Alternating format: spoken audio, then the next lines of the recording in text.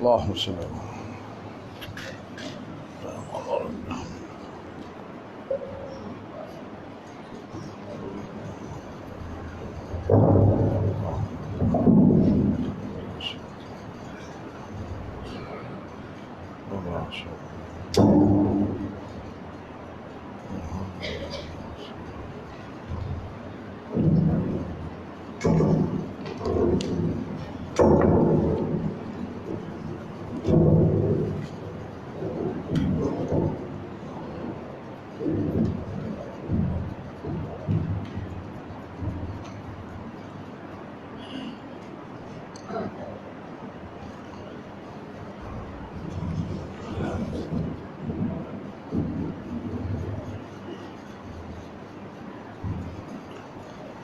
إن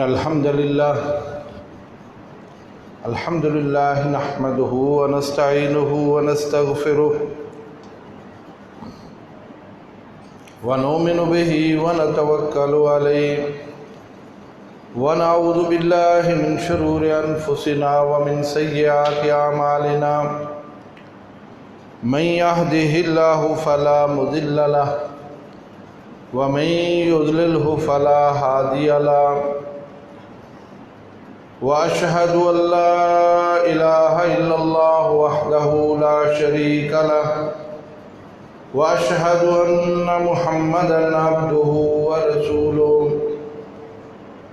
أما بعد فإن أحسن الكتاب كتاب الله وأحسن الهدي هدي محمد صلى الله عليه وسلم وشر الأمور محدثاتها وكل محدثة بدعة وكل بدعة ضلالة الضلالة في النار اللهم صل على محمد وعلى آل محمد كما صليت على إبراهيم وعلى آل إبراهيم إنك حميد مجيد اللهم بارك على محمد وعلى آل محمد كما باركت على إبراهيم وعلى آل إبراهيم إنك حميد مجيد. اللهم أرنا الحق حقا وارزقنا اتباعه وأرنا الباطل باطلا وارزقنا اجتنابه. رب اشرح لي صدري ويسر لي أمري واحلل عقدة من لساني يفقهوا قولي. أعوذ بالله من الشيطان الرجيم. بسم الله الرحمن الرحيم. يا أيها الذين آمنوا قوا أنفسكم وأهليكم نارا وقودها الناس والحجارة عليها ملائكة غلاظ شداد لا يعصون ما أمرهم ويفعلون ما يؤمرون.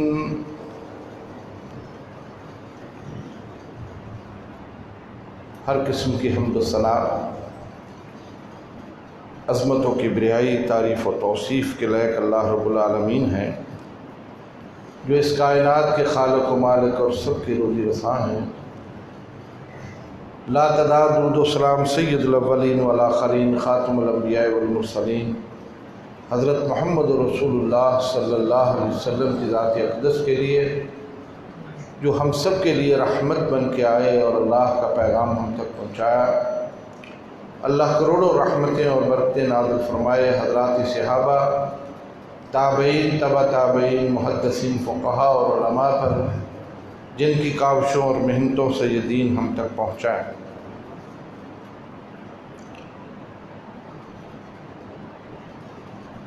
بہت ہی قابل قدر سامعین محترم حضرات و خواتین،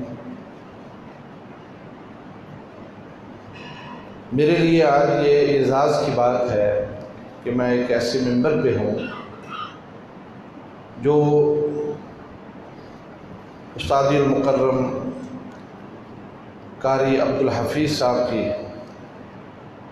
مسند ہے، اور جو ایک معتبر، معروف، نامور پاکستانی خطیب ہیں،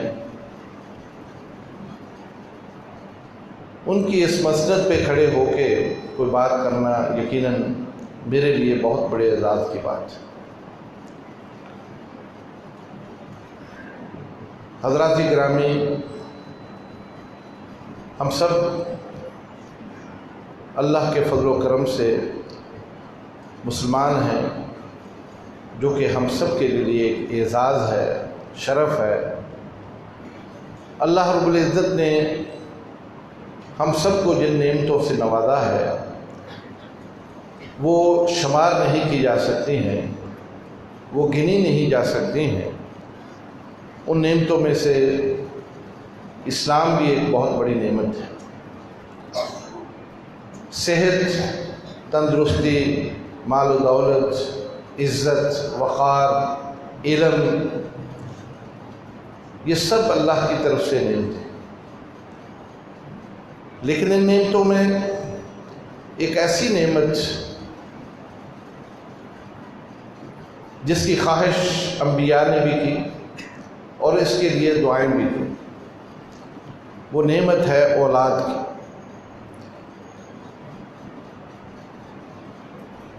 حضرت ابراہیم علیہ السلام ابو الانبیاء ہیں، اولو العزم پیغمبروں میں سے آپ کا شمار ہوتا ہے۔ بڑھاپے میں داخل ہو چکے ہیں، لیکن اولاد کی خواہش دل میں موجود ہے، اور اپنی دعاؤں میں ہمیشہ یہ دعا بھی کرتے ہیں، رب ہب لی من الصالحین، کہ اللہ مجھے نیک اولاد عطا فرما۔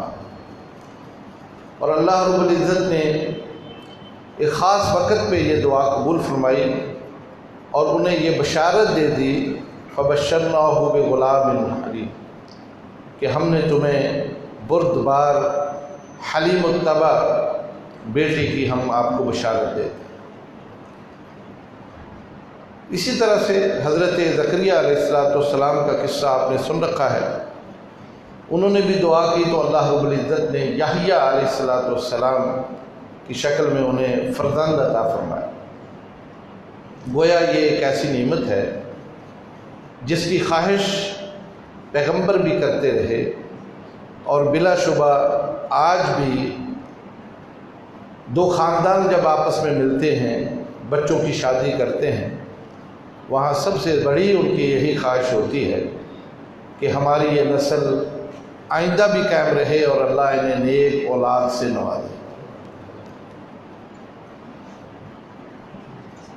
یہ اولاد جہاں اللہ کی طرف سے ہم سب کے لیے نعمت ہے، وہاں یہ اولاد امانت ہے۔ جیسے یہ زندگی، یہ مال و دولت، یہ علم، یہ منصب، یہ ساری چیزیں اللہ کی طرف سے انسان کو امانت کے طور پر دی جاتی ہیں، اور اس امانت میں ہمیں خیانت کی اجازت نہیں ہے۔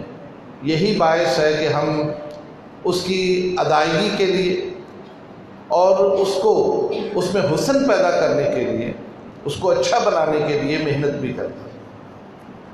یہ اولاد میرے اور آپ کے پاس امانت ہے، اس امانت کی حفاظت ہم سب کی ذمہ داری۔ نبی کریم صلی اللہ علیہ وسلم کا ارشاد گرامی ہے، کل مولود یولد علی الفطرہ، فرمایا کوئی بھی بچہ جب پیدا ہوتا ہے، وہ کسی کے ہاں بھی ہو، وہ گرانہ مسلمان ہو یا غیر مسلم ہو، جب بچہ پیدا ہوتا ہے وہ فطرت پر پیدا ہوتا ہے۔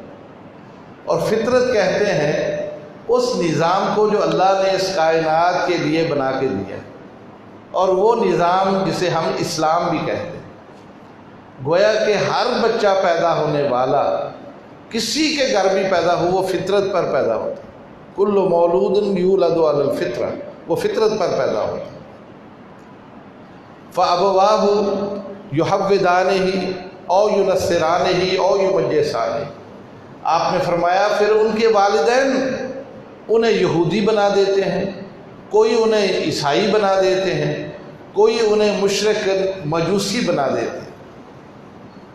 یہ والدین ہیں جو اپنے بچوں میں پھر تبدیلی پیدا کرتے ہیں، کسی بھی راستے پہ ان کو لگا دیتے ہیں۔ یہ بات تو سمجھ میں آتی ہے آپ سے کہ بچہ جب پیدا ہوتا ہے کسی کے گھر میں بھی ہو تو والدین کی وجہ سے اس بچے کے خیالات بدلتے ہیں، والدین کی وجہ سے وہ بچہ اسی خیالات کا حامل ہوتا ہے۔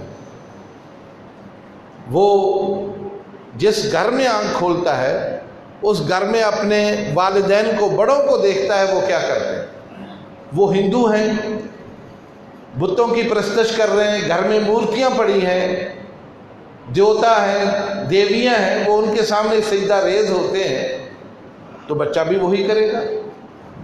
بچہ اگر کسی مسلمان کے گھر میں پیدا ہوتا ہے، گھر میں توحید کی بات ہوتی ہے، گھر میں نماز پڑھی جاتی ہے، تلاوت قرآن حکیم ہوتی ہے، تو بچہ بھی اسی طرح سے، بے شک وہ چھوٹا ہے، ماں باپ کے ساتھ آ کے کھڑا ہوتا ہے، اسی طرح سے نماز پڑھنے کی کوشش کرتا ہے۔ اگر والد مسجد آتا ہے تو اس کے ساتھ مسجد آ جاتا ہے۔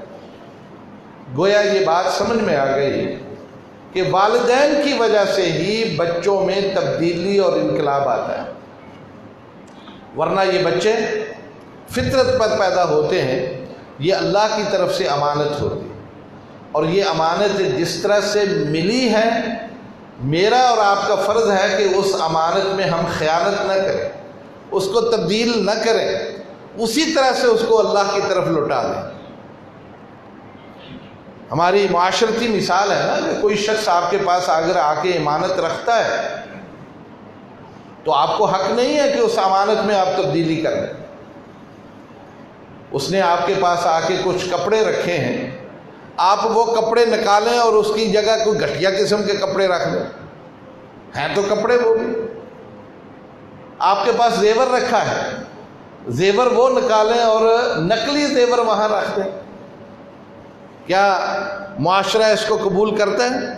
نہیں کرتا۔ وہ اسے کیا کہتا ہے کہ یہ خیانت ہوئی ہے، بددیانتی ہوئی ہے، درست نہیں ہوا ہے۔ اسی طرح سے یہ بچے میرے اور آپ کے پاس امانت ہیں اللہ کی طرف سے، اس لیے کہ جب اللہ نے ان کو پیدا کیا فطرت پر پیدا کیا، دین پر پیدا کیا، اسلام پر پیدا کیا، توحید پر پیدا کیا، اور ان کو تبدیل کرنے میں والدین کا کردار، والدین انہیں اچھا بناتے ہیں یا برا بنا دیتے ہیں۔ لہذا یہ والدین کی ذمہ داری بنتی ہے کہ وہ اپنی اولادوں کو سنبھالیں، اور یہ اتنا اہم موضوع ہے یا اتنی اہم بات ہے کہ آج سب سے زیادہ لوگ جس کی وجہ سے پریشان ہے وہ یہی ہے۔ آدمی بڑا ہو یا چھوٹا ہو، امیر ہو یا غریب ہو، اسے بہرحال یہ فکر دامنگیر ہے، ہر وقت وہ سوچتا ہے کہ میرا بچہ وہ اچھا انسان بنے، وہ معاشرے میں قابل قبول ہو، میری عزت کا باعث بنے۔ وہ سوچتا ہے کہ میں تو مزدوری کر رہا ہوں، محنت کر رہا ہوں، میں نہیں پڑھ سکا، لیکن اس کی خواہش کیا ہوتی میرا بچہ تو پڑھ جائے، اور اس کے لیے وہ ہر طرح کا وسیلہ، ہر طرح کا ہیلہ وہ استعمال کرنے کی کوشش کرتا ہے۔ اور یہ بہت حساس مسئلہ ہے، آپ اپنے گرد و پیش میں دیکھیں، سب سے زیادہ ادارے سکول کی شکل میں، اکیڈمیوں کی شکل میں، مدارس کی شکل میں اگر موجود ہیں، وہ صرف اور صرف بچوں کی تعلیم اور تربیت کے لیے۔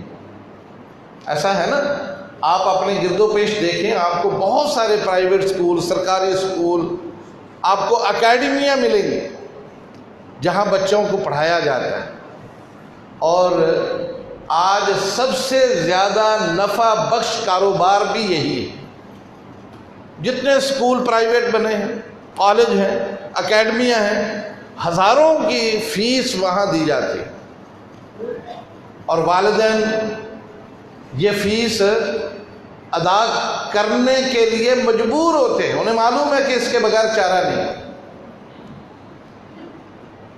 لیکن سوال اب یہ پیدا ہوتا ہے کہ والدین کی فکر مندی اپنی جگہ پر ہے، پریشانی اپنی جگہ پر ہے، پیسے کا صرف کرنا، خرچ کرنا وہ اپنی جگہ پر ہے، کیا وہ نتائج ان کو ملتے ہیں جن کی وجہ سے وہ سب کچھ کرتے ہیں؟ کیا وہ نتیجہ ان کے سامنے آتا ہے؟ کیا ان کے بچے ان کی آنکھوں کی ٹھنڈک بنتے ہیں؟ کیا وہ بچہ ان کی تمنا آرزو کے مطابق پڑھتا ہے اور گھر کے ماحول میں آ کے وہ آداب و اخلاقیات کا مظاہرہ کرتا ہے جس کی تمنا اس کا والد چاہتا ہے؟ میں آپ سے زیادہ باخبر نہیں ہوں، آپ مجھ سے زیادہ باخبر ہیں، اپنے دل پر ہاتھ رکھ کر بتائیے کیا ایسا ہے؟ نہیں ہے، ایسا نہیں ہے۔ ہاں، آپ کا بچہ انگریزی آ جائے گی، حساب آ جائے گا، میتھ آ جائے گا، سائنس آ جائے گی، وہ امتحانات میں اچھے نمبر لے لے گا، لیکن جو تعلیم سے مقصود اور مطلوب ہے وہ اس میں نہیں ہے، اس میں وہ چیز نہیں ہے۔ اس کی وجہ کیا ہے کہ ہمارا تعلیمی سسٹم ہی ایسا بن گیا کہ اس میں انسانیت سازی نہیں ہے کہ انسان کو کیسے بنانا ہے، اس بچے کو کس طرح سے ایک اچھا، فعال، کارآمد، با اخلاق بچہ کیسے بنانا ہے، یہ اس نظام میں ہے ہی نہیں، اس میں نہیں ہے۔ اس میں تعلیم ضرور ہے، آپ اچھے نمبروں میں پاس ہو جائیں گے، آپ کے بچے اچھی جگہوں پہ چلے جائیں گے، داخلے ملتے چلے جائیں گے، لیکن وہ جو چیز اس تعلیم کے ذریعے سے بچے کے اندر پیدا ہونی چاہیے تھی وہ نہیں، اس لیے کہ موجودہ نظام وہ انسانیت سازی کا نہیں، وہ باقاعدہ ایک کاروبار ہے، اور کاروبار کے ساتھ ایک انسان کو اس سوسائٹی میں اس کاروبار کا ایک پرزہ بنانے کے لیے پرزہ بناتا ہے۔ جیسے آپ فیکٹریاں دیکھتے ہیں نا، پرزے بنتے ہیں، مختلف پرزے بن کے کسی نہ کسی مشین میں لگتے ہیں اور وہ مشین چلتی ہے، اسی طرح سے یہ بچے بھی ایک پرزہ بنتے ہیں۔ کوئی MBA کرتا ہے، BBA کرتا ہے، کوئی کچھ کرتا ہے، کوئی کچھ کو وکیل بنتا ہے، کوئی ڈاکٹر بن گیا، کوئی انجینئر بن گیا، اور معاشرے کی اس پوری سوسائٹی کو چلانے کے لیے، اس مشین کو چلانے کے لیے ایک پرزہ بن کے اس معاشرے میں چلے جاتے ہیں۔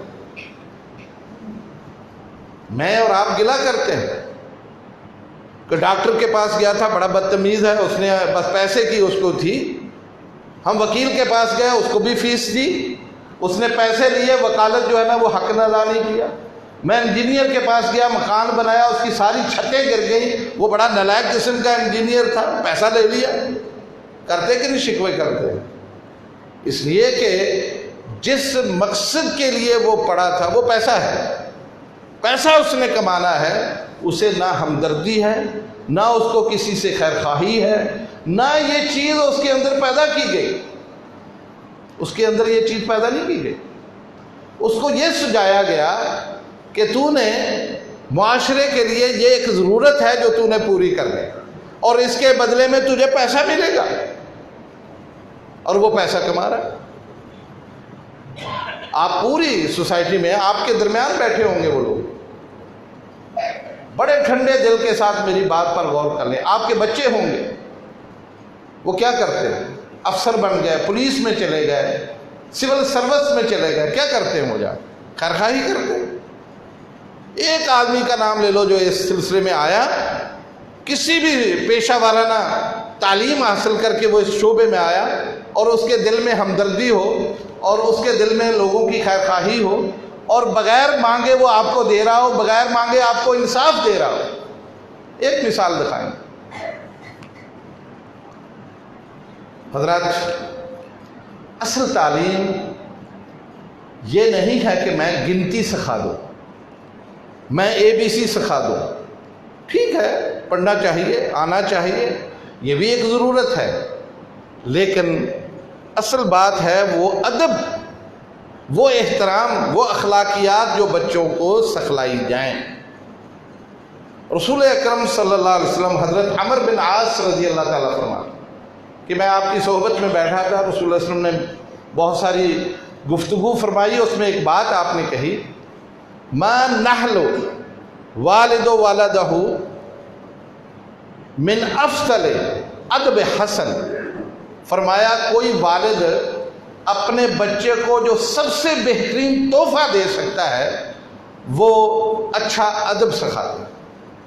یہ بہترین تحفہ ہے جو والد اپنے بچے کو پیش کرتا ہے، کہ اسے سب سے خوبصورت ادب سکھاتا ہے، اخلاق سکھاتا ہے۔ اس لیے کہ یہ بنیاد ہے، تعلیم کا مقصد بھی یہی ہے، اسے بڑے چھوٹے کی تمیز ہو، اور اسے رکھ رکھاؤ ہو، وہ والد کے، والدہ کے، بڑوں کے آداب جانتا ہو، ان کی قدر و منزلت جانتا ہو، اور یہ سمجھتا ہو کہ میرا وجود ان کی وجہ سے ہے، میں اس دنیا میں ان کی وجہ سے آیا، میرے بہن بھائی ان کی وجہ سے بنے، میرے سارے رشتے ان کی وجہ سے قائم ہوئے۔ اگر یہ احساس اس میں پیدا ہوگا، یہ ادب اس میں آ جائے گا، تو وہ سب کے ساتھ احترام کا رشتہ کرے۔ لیکن وہ اگر یہ سمجھتا ہی نہیں تو کیا کرے گا وہ؟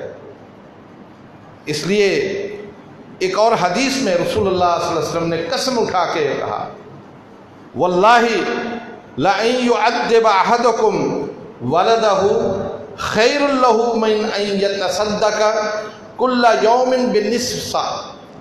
فرمایا تم میں سے سب سے بہترین انسان وہ ہے، اللہ کی قسم کھا کے رسول اللہ صلی اللہ علیہ وسلم فرمایا، جو اپنے بچے کی بہترین تربیت کرتا ہے، یہ اس صدقے سے بہتر ہے کہ وہ ہر روز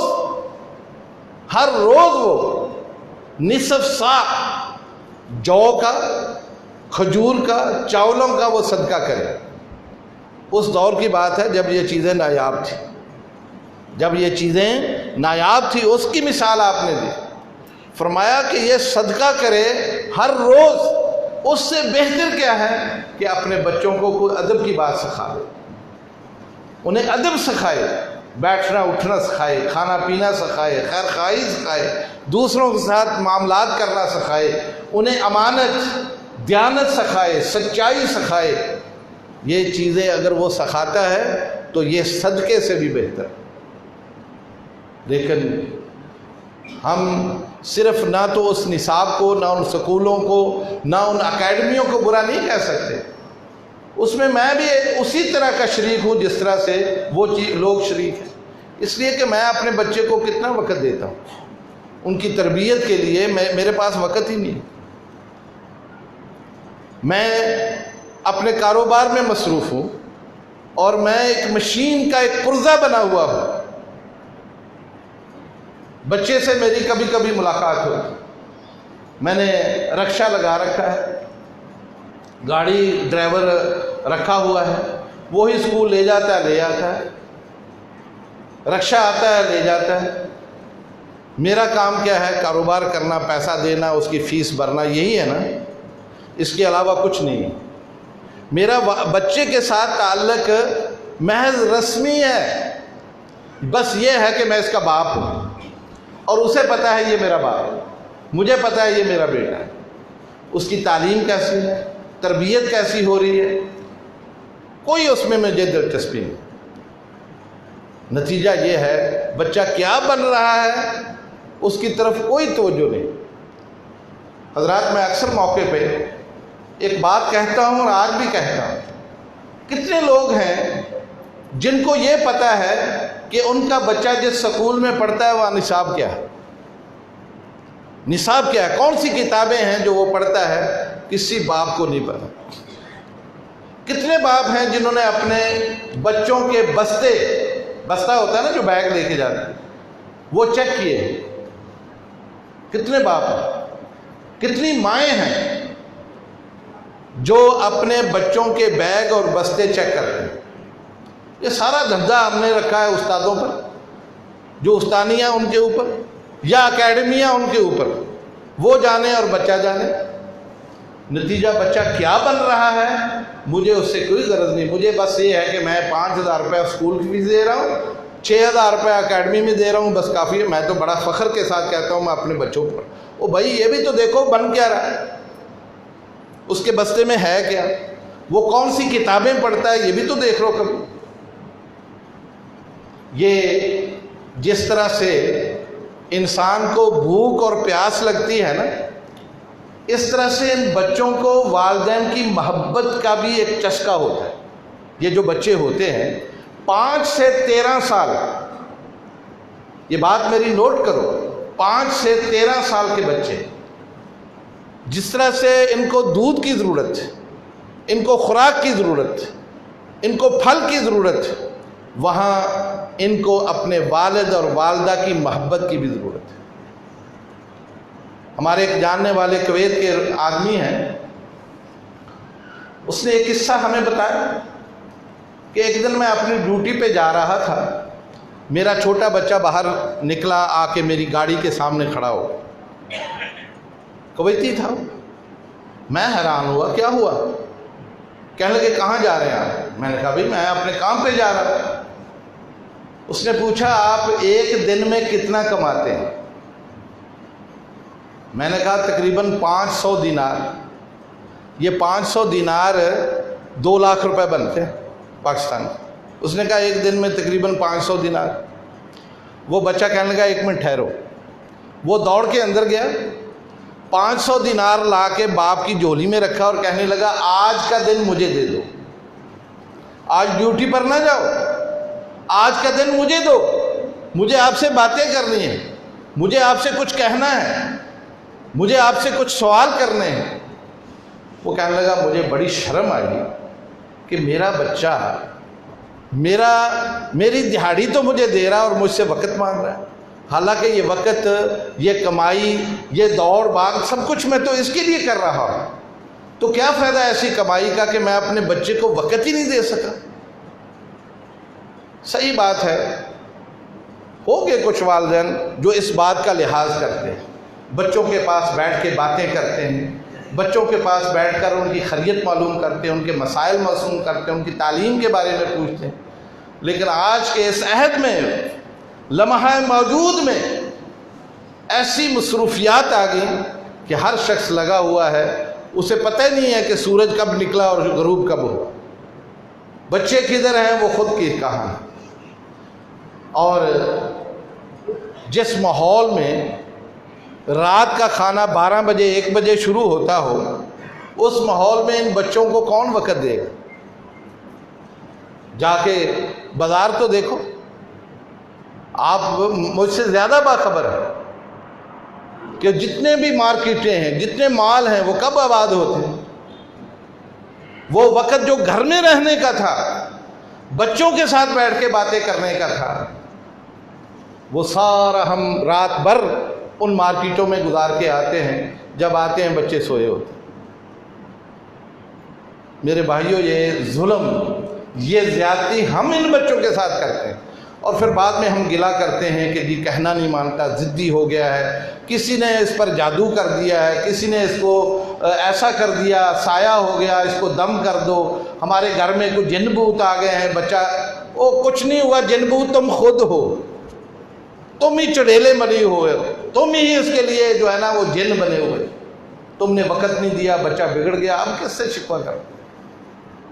یہ وہ دکھ ہے جو میں آپ کے سامنے اس لیے رکھ رہا ہوں. یہ وہ حقیقت ہے جس سے صرف نظر کر کے آج ہم نے سوسائٹی کو خراب کیا.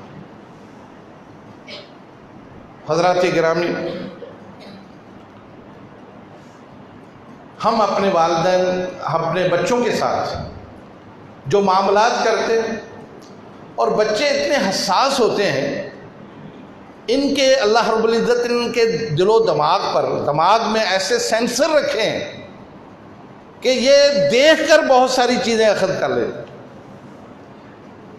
یہ بولتے نہیں ہیں، آپ کا احترام کرتے ہیں، لیکن آپ کو دیکھ کر سیکھتے ہیں. یہ تو پتہ ہے نا آپ کو، جو بولتے ہیں، پنجابی بولتے ہیں، اردو انگلش بولتے ہیں، وہ کہاں سے؟ وہ آپ والدین سے ہی سیکھتے ہیں. اور عادتیں کہاں سے سیکھتے ہیں؟ وہ بھی والدین سے سیکھتے ہیں. ہم اپنی ایک روٹین میں، کاروباری ہے، ملازمت پیشہ ہے، یا کوئی بھی آدمی ہے، ہم اپنی روٹین میں بچوں کے سامنے ایسی گفتگو کرتے ہیں جو بچہ سنتا ہے اور وہ دیکھتا ہے کہ میرا باپ کیا کر رہا ہے، اور وہی آتے وہ بھی سیکھ لیتے. اور ہمیں غیر شعوری طور پر بعد میں پتہ جا کے چلتا ہے کہ یار یہ تو گڑبڑ ہو گئی. میں کچھ معاشرتی مثالیں اس لیے آپ کے سامنے رکھتا ہوں کہ اس سے اگر ہم اجتناب کریں، ان بچوں کو ہم بچا سکتے ہیں. میرے ایک دوست امریکہ میں کہنے لگا کہ ہماری بیٹی تھی، اسکول پڑھتی تھی اور بہت ہی لائق فائق تھی، اس کی عمر ہوگی کوئی 7 سال کے قریب، اور اسکول سے جو رپورٹیں اس کی آتی بہت اچھی آتی. اچانک ہم نے دیکھا کہ اسکول سے اس کی رپورٹیں بہت ہی بری آنے لگی، شکایتیں آنے لگی کہ یہ ہوم ورک نہیں کرتی، سبق یاد نہیں کرتی. ہم بڑے پریشان ہوئے کہ معاملہ کیا ہو گیا. حتیٰ کہ ایک دن اسکول والوں نے ہم دونوں میاں بیوی کو بلا لیا. جب ہم وہاں گئے تو انہوں نے کہا یہ ایک ڈاکٹر ہم نے بلایا ہے جو کہ ماہر نفسیات ہے، آپ کی بچی کا ہم نے جائزہ لیا ہے، تو پتہ چلا ہے کہ آپ کی بچی میں خرابی نہیں ہے، خرابی آپ دونوں میں ہے. آپ کی وجہ سے یہ بچی خراب ہو گئی. واقعہ کیا ہوا؟ واقعہ یہ ہوا کہ ایک دن میں باہر سے آیا، میرے ہاتھ میں کچھ پھل تھے، کچھ چیزیں گھر کی جو ضروریات ہوتی ہیں وہ تھیں. تو میں گھر میں داخل ہوتے ہی میں نے آواز دی اپنی اہلیہ کو اور کہا کہ بیگم یہ اٹھاؤ اور جا کے اس کو سنبھالو. وہ اپنے بیڈ روم میں تھی اور وہیں سے آواز دینے لگی کہ میں بھئی تھکی ہوئی ہوں، میں نہیں کر سکتی، آپ خود کرو. میں نے سامان رکھا، خود جا کے کپڑے بدلے، نہایا دھویا، تیار ہوا، کھانا کھایا، رات سو گئے. صبح جب میں اٹھا تو میں نے دیکھا وہ چیزیں جہاں میں نے رکھی وہیں پڑی ہوئی تھی. میں نے اسے معمولی سمجھا، چلو کوئی بات نہیں ہے اٹھا لیں گے. لیکن یہ سارا منظر بچی دیکھ رہی تھی، بچی یہ سارا منظر دیکھ رہی تھی. اس نے دیکھ لیا کہ سامان بھی آیا وہ ٹیبل پر رکھا ہے اور ساری رات وہاں پڑا رہا، کسی نے اٹھایا نہیں۔ ماں کو کہا ہے، ماں نے کہنا نہیں مانا۔ اس کو سمجھ آ گئی کہ اگر کوئی کسی کی بات نہ مانے، کوئی کام نہ کرے تو کچھ نہیں ہوتا۔ بات سمجھے؟ یعنی اگر کوئی کسی کی بات نہ مانے یا کوئی کام نہ کرے تو پہاڑ نہیں گر جاتا، کچھ نہیں ہوتا۔ یہاں کچھ نہیں ہوا تو میں اگر سکول کا کام نہیں کرتی، میں اگر استانیوں کی بات نہیں مانتی، کچھ نہیں ہوگا۔ لہذا اس نے بھی کام چھوڑ دیا۔ پھر ہمیں سمجھ آیا کہ ہماری وجہ سے ہماری اولاد خراب ہے، ہمارے رویے، والدین کے رویے کی وجہ سے بچے خراب ہوئے۔ آپ خود سوچئے ہمارے گھروں میں کیا ہوتا ہے، کس طرح کی گفتگو ہم کرتے ہیں اور کس طرح کا رویہ ہم بچوں کے سامنے اختیار کرتے ہیں، اور شکوہ مار کٹائی بچوں کی ہم کرتے ہیں کہ یہ بگڑ گیا ہے۔ او بھائی، اس کو بگاڑنے والا تو میں خود ہوں، آپ خود ہیں جو اس کو بگاڑ رہے ہیں، اور شکوہ ہم بچے سے کر رہے ہیں۔ آپ درست ہوں، بچے خود درست ہوں۔ حضرات گرامی، یہ ساری باتیں میں نے اس لیے کہی ہیں کہ اس دور میں کچھ ادارے ضرور ایسے موجود ہیں جو اپنی اس ذمہ داری کو ادا کر رہے ہیں، تعلیم کے ساتھ تربیت پر خصوصی نظر رکھتے ہیں، اور بچوں میں یہ احساس پیدا کرتے ہیں کہ اللہ تعالیٰ نے جو زندگی دی ہے اس کو با مقصد بنانے کے لیے جہاں تعلیم ضروری ہے وہاں کردار بھی ضروری ہے۔ یہ زندگی تب با مقصد ہوگی کہ اس بچے میں سچائی ہو، دیانت ہو، امانت ہو، تمام آداب الحوض خاطر رکھے، بڑے چھوٹے کو سمجھتا ہو، اپنی ذمہ داری کو سمجھتا ہو، دوسروں کے حقوق پہچانتا ہو، پھر وہ بچہ معاشرے میں ایک اچھا کردار ادا کرتا ہے۔ اور یہ ادارے وہ دینی مدارس ہیں جن کو آج بہت بدنام کر دیا گیا، جن کے بارے میں لوگوں کے تصورات یہ ہیں کہ یہ ایک ایسی جگہ ہے جہاں صرف وہ بچے جاتے ہیں جن کو گھر میں کھانا نہیں ملتا، فقیر قسم کے لوگ جن کے گھروں میں کھانا نہیں ہوتا۔ لوگوں کا تصور یہ ہے کہ جو بیکار ہے، معاشرے میں سے بیکار معذور بچہ یہ مدرسے میں جاتا ہے۔ لوگوں کا تصور یہ ہے کہ جس نے اپنے بچے کو بے روزگار کرنا ہو یا اسے معطل کرنا ہو، مدرسے بھیج دو۔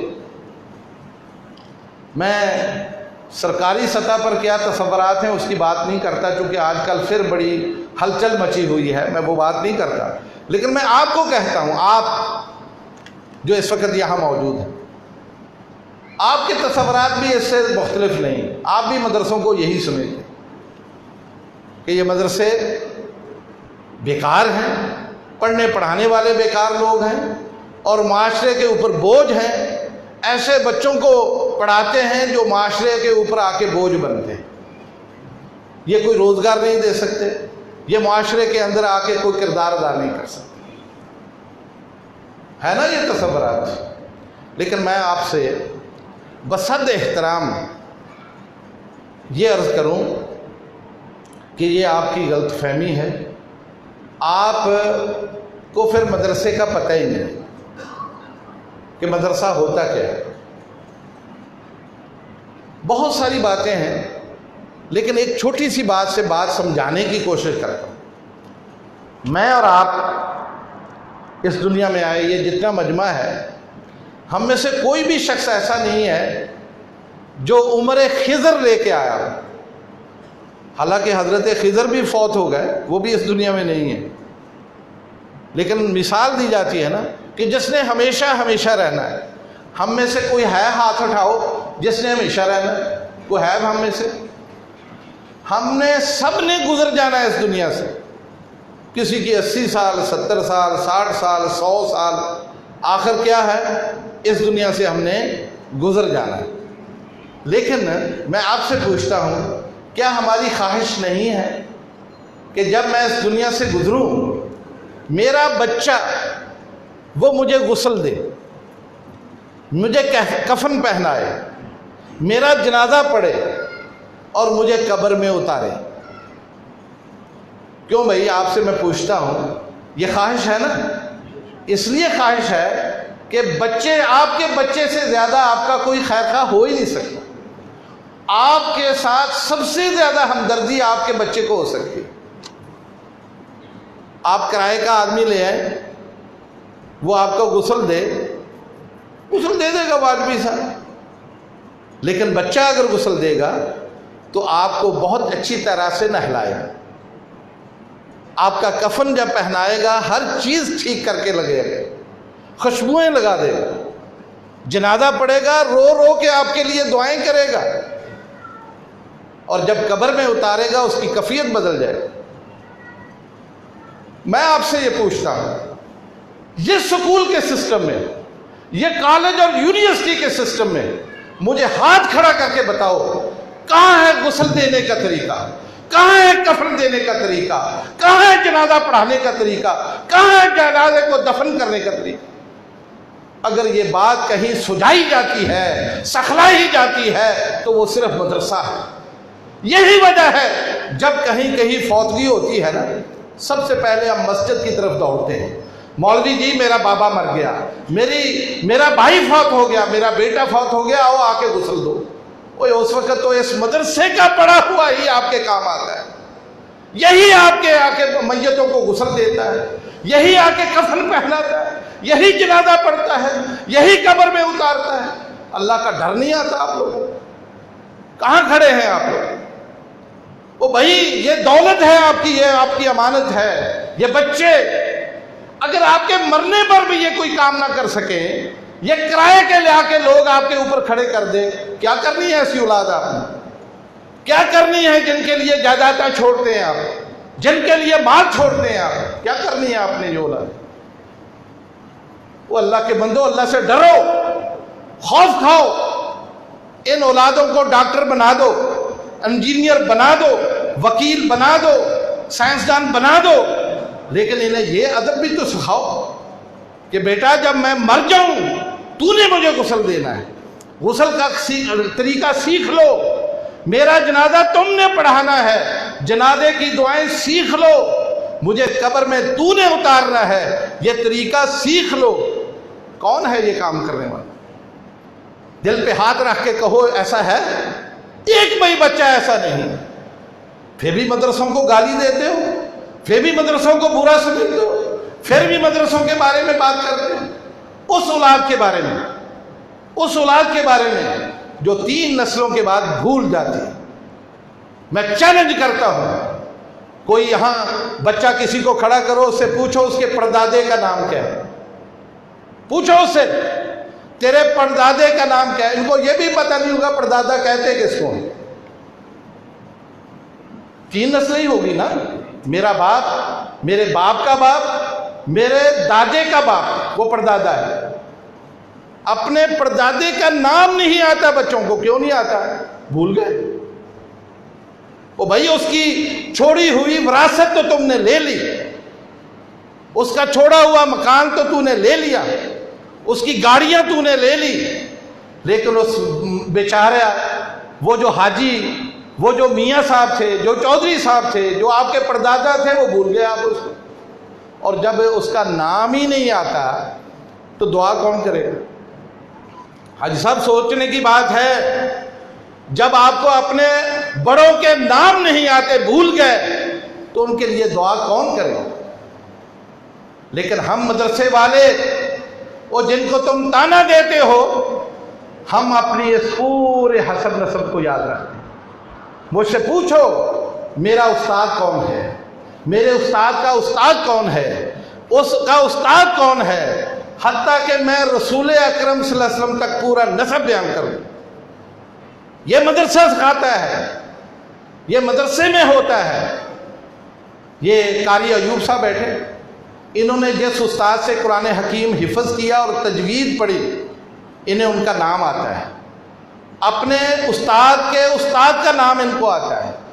اس کے استاد کا نام بھی ان کو آتا ہے، اس لیے کہ باقاعدہ سند لکھی ہوئی ہے، باقاعدہ سند لکھی ہوئی ہے، پوری سلسلہ رسول اللہ صلی اللہ علیہ وسلم تک ملتا ہے۔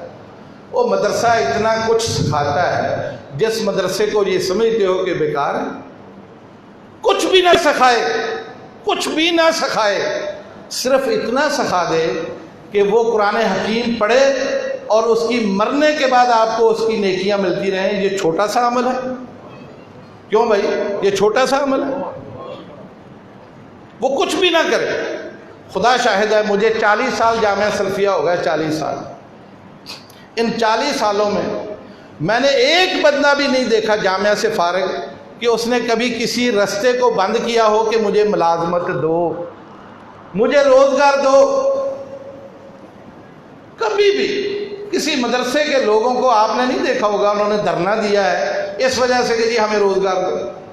لیکن کل کی بات ہے، آپ کو معلوم ہے پنجاب اسمبلی کے سامنے پی ایچ ڈی ڈگریاں لے کے بیٹھے کہ جی ہمیں روزگار دو۔ کیا فائدہ اس پی ایچ ڈی کا کہ پی ایچ ڈی کرنے کے بعد بھیک مانگ رہا ہے روزگار کی؟ وہ اللہ کے بندو ذرا گہرائی کے ساتھ سوچو۔ ہم اپنے بچوں کی تربیت ایسے کرتے ہیں، اتنی خودداری پیدا کرتے ہیں اور انہیں یہ بات سجا دیتے ہیں کہ تیرا رزق بندوں کے پاس نہیں ہے، تیرا رزق آسمانوں میں۔ یہ ہم سکھاتے ہیں بچوں کو۔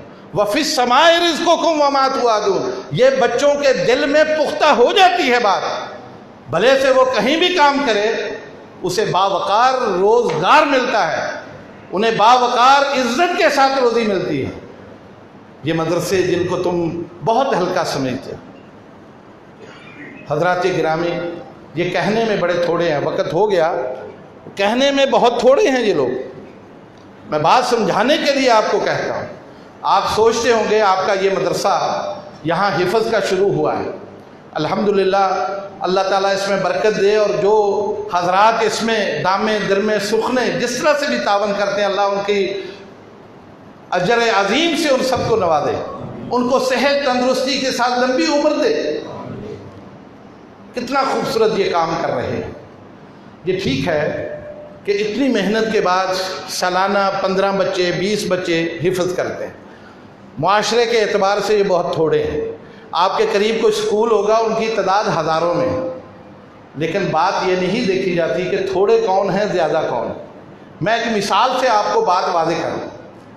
ہم اپنے گھروں میں دہی جماتے ہیں، ویسے تو اب مسئلہ ہی ختم ہو گیا، سارا ملتا ہے بازار سے، بچوں کو بھی پتہ نہیں کہ دہی کیسے جمایا جاتا ہے، لیکن پھر بھی یہ تو بات سب کو معلوم ہے، جو بڑے جتنے بھی ہیں دہی جماتے ہیں نا۔ دہی جمانے کے لیے جو چیز استعمال ہوتی ہے اسے ہم پنجابی زبان میں کہتے ہیں جاگ لگانا، جاگ لگاتے ہیں، وہ بھی دہی ہوتا ہے، دہی ہوتا ہے، لیکن 2 سٹانک دہی 5 کلو دودھ کے لیے کافی ہوتا ہے، ایسا ہے نا؟ 2 سٹانک دہی 5 کلو دودھ کے لیے کافی، اس کو وہ دہی بنا دیتا ہے۔ لو یہاں وہ بتا رہے ہیں 10 من دودھ کے لیے کافی، سبحان اللہ۔ اب جب دودھ سے دہی بن گیا پھر کیا ہے؟ وہاں سے کیا نکلتا ہے؟ مکھن نکلتا ہے کہ نہیں نکلتا؟ آپ دہی نہ بنائیں، صرف دودھ کو آپ حل کرتے رہیں، مکھن نکلے گا؟ نہیں نکلے گا جب تک آپ اس کو جاگ نہیں لگاتے، 2 سٹانک اس میں دہی نہیں ڈالتے، پھر وہ جا کے دہی بنتا ہے۔ دہی کے بعد کیا ہوتا ہے؟ مکھن نکلتا ہے، مکھن کے بعد کیا ہوتا ہے؟ گھی بنتا ہے، گھی بنتا ہے۔ آپ 1 من دودھ پی لیں لیکن اس کے مقابلے میں 2 سٹانک گھی کھا لیں، وہ برابر ہے۔ او اللہ کے بندو، یہ جو چھوٹے اور تھوڑے، ان کی حیثیت معاشرے میں اس جاگ کی سی ہے۔ آپ ان کے بغیر معاشرہ چلا کے تو دکھاؤ، جیسے جاگ کے بغیر دہی نہیں بن سکتا، ان کے بغیر آپ کا معاشرہ، اسلامی معاشرہ بن نہیں سکتا، آپ اسلامی معاشرے میں رہ نہیں سکتے۔ خدا کی قسم میں کبھی کبھی سوچتا ہوں اگر یہ دینی مدرسے نہ ہوتے اور ہمارے جو لوگ فوت ہو چکے ہوتے ان کو دفن کیسے کیا جاتا؟ لوگ بغیر کفن کے بغیر غسل کے ان کو پھینک آتے. شکر کرو، اللہ کا شکر ادا کرو کہ یہ لوگ موجود ہیں، دیوانے موجود ہیں، یہ خاکسار موجود ہیں، آپ کو اسلامی اقدار میں لے کے بیٹھے ہیں، آپ کی سوسائٹی میں اسلام کا نام بول بالا کر رہے ہیں. ان کا شکر ادا کیا کرو، ان کے ساتھ کھڑے ہو جاؤ، ایک ایک بچے کے ساتھ 10-10 آدمی کھڑے ہو جاؤ، ان کی قدر کرو، ان کے قدم چومو. او خدا کے بندو، ان کے قدموں کے نیچے اللہ کے فرشتے اپنے پر بچھاتے ہیں. کیوں بچھاتے ہیں؟ اس لیے کہ یہ اسلام کی اقدار کو بچانے والا طبقہ ہے، یہ اسلام کو قائم رکھنے والا طبقہ ہے. آپ ان کو معمولی نہ سمجھو. اگر یقین نہیں آتا نکالو ان کو یہاں سے، پھر میں دیکھتا ہوں یہ پاکستان کیسے بچتا ہے، میں دیکھتا ہوں مسلمان کیسے بچتا ہے، میں دیکھتا ہوں آپ کے اندر اسلامی اقدار کیسے آتی ہے، میں دیکھوں گا ماں بہن کی عزت کیسے ہوتی ہے، میں دیکھوں گا باپ کی قدر کون کرتا ہے. اس لیے اگر آپ چاہتے ہیں کہ یہ معاشرہ صحیح معاشرہ رہے، یہ معاشرہ اسلام کی اقدار کے ساتھ رہے، تو سب سے بہترین ذریعہ ان مدارس کے ساتھ کھڑے. ان بچوں کی تربیت کا بہترین ادارے یہی اسلامی ادارے ہیں جنہیں دینی مدارس کہا جاتا ہے. بہت باتیں ہیں کہنے کو، بہت کچھ ہے میرے پاس، لیکن وقت کی کمی کے اوپر میں اسی پر اکتفا کرتے ہوئے دعا کرتا ہوں. اللہ کریم مجھے اور آپ کو عمل کی توفیق دے، ہمیں صحیح مسلمان بنائے، اور ہم اپنی اولادوں کو صحیح تربیت کر سکیں جو میرے اور آپ کے لیے صدقہ جاریہ بنے. اور ان میں ہم وہ اقدار پیدا کر دیں کہ انہیں پہچان ہو، یہ میرا باپ ہے، یہ میری ماں ہے، یہ میرا دادا ہے، یہ دادی ہے، نانا ہے، نانی ہے، یہ میرے بڑے ہیں، یہ میرے چھوٹے ہیں. میں ان کے حقوق کا تحفظ کروں، میں اپنے فرائض ادا کروں. یہ ساری باتیں تب ہو سکتی ہیں اگر آپ خود اس طرف توجہ دیں. اللہ کریم عمل کی توفیق سے نوازے. اقول قولی ھذا استغفر اللہ لی ولکم.